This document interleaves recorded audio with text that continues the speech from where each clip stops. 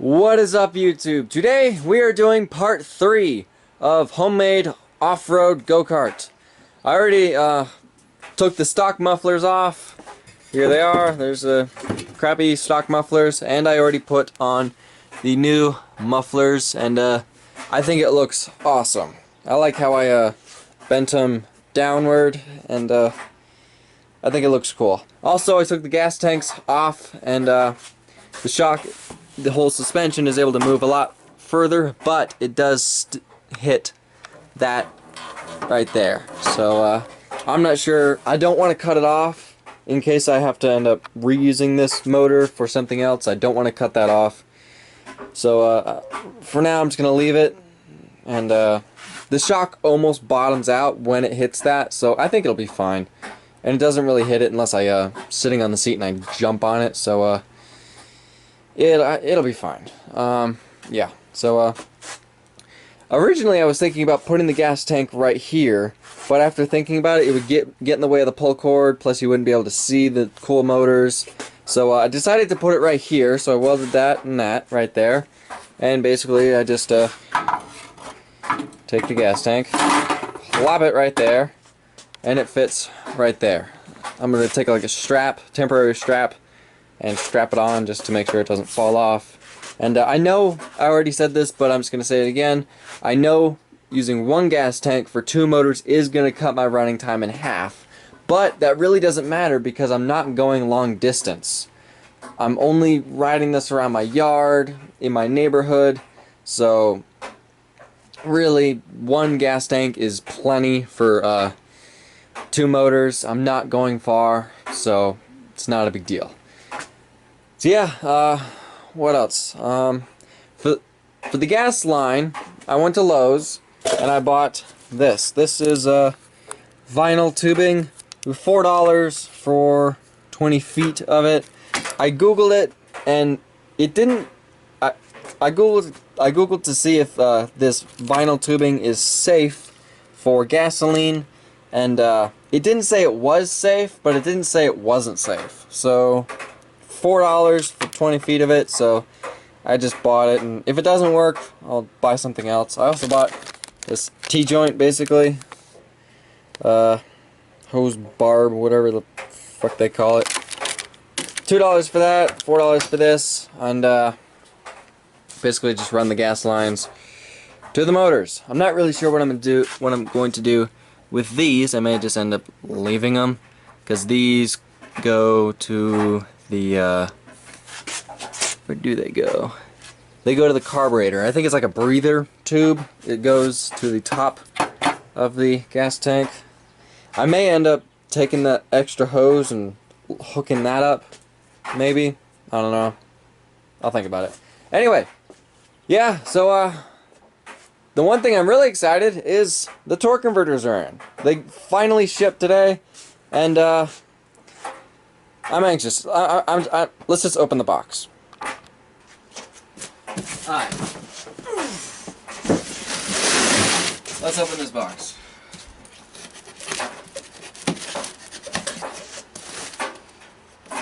The thing I love about BMI, Carts and Supplies, is I only paid $30 for shipping, which was the cheapest option, and it got here in 4 days, which is a lot better than other go-kart companies. There's that. Ooh. There's one.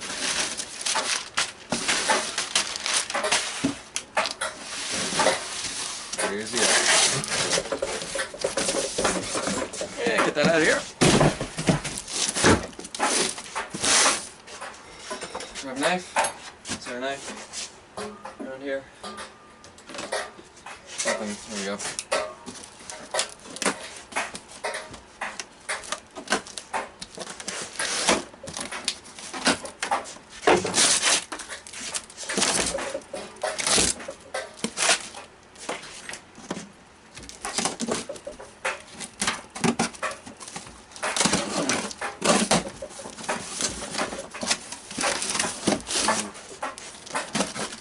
I've never bought 2 of these. at the same time. So kind of exciting. New covers. Unfortunately, the covers aren't gonna fit. It's a little bit of a tight fit and on the frame, so these covers aren't going to fit. I don't think. I don't know. I'll find out soon, I guess. But brand new belt. Here we go. Pre-assembled. Wow. Awesome. It's pre-assembled, but the bolt is not tight on there. Here's the driver pulley. Awesome. All brand new stuff. It's exciting. Seeing.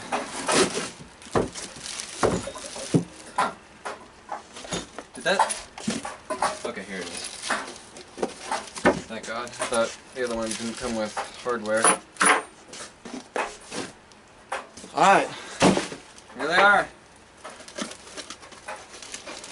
Seems like everything is here. Now, let's put it on. Alright, let's put the torque converters on. I decided not to film me taking the centrifugal clutches off just because it's kind of boring. I did have to modify the torque converter just a tiny little bit. I basically just had to cut that off and also grind that down flat just to get it to fit. But it should fit now, hopefully. Which one? There we go. There we go. Alright. And I may have to move the sprocket a little bit.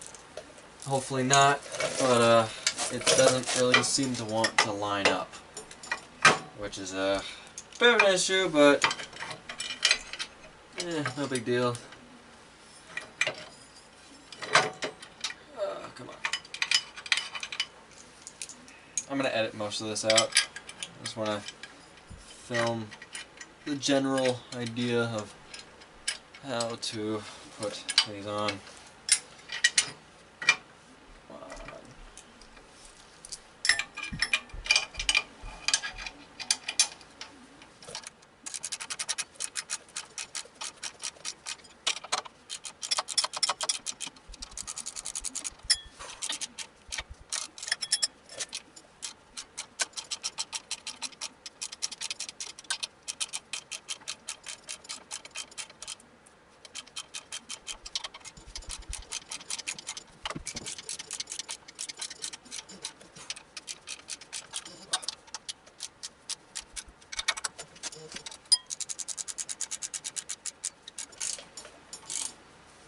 Okay, once you get those on, make sure that spins, it's nice and tight. Then you take this black piece, slide it on.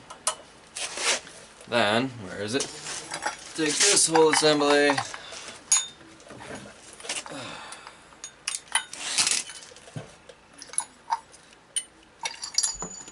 Oops. Take this flat piece, slide it on first, and then take this brass ring, slide it over that. Take this, whatever the fuck this is, make sure the see how that has flat edges on one side, this side doesn't. Make sure these edges are facing out. Slide that on, then slide the rest of this onto that.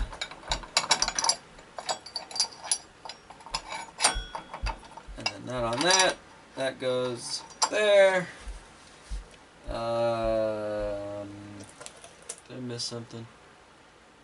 Yeah, I missed. I think that goes on there. Maybe. There we go. Now take the take that bolt, put it on.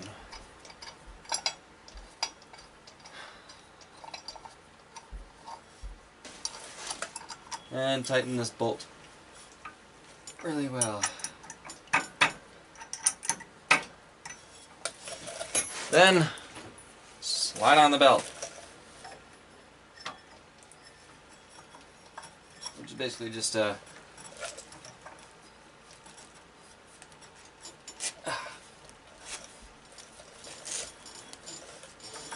just do that.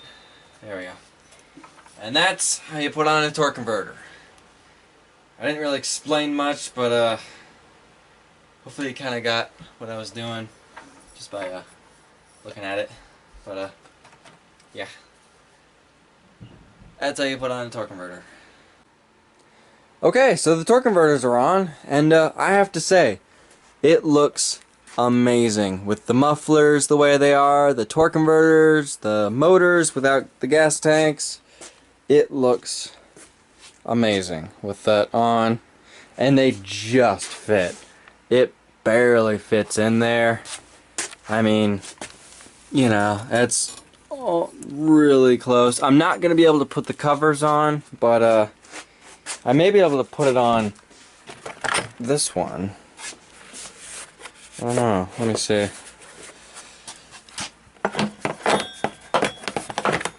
Yeah. Can't put the covers on. There's not enough room, but I don't really want to put them on.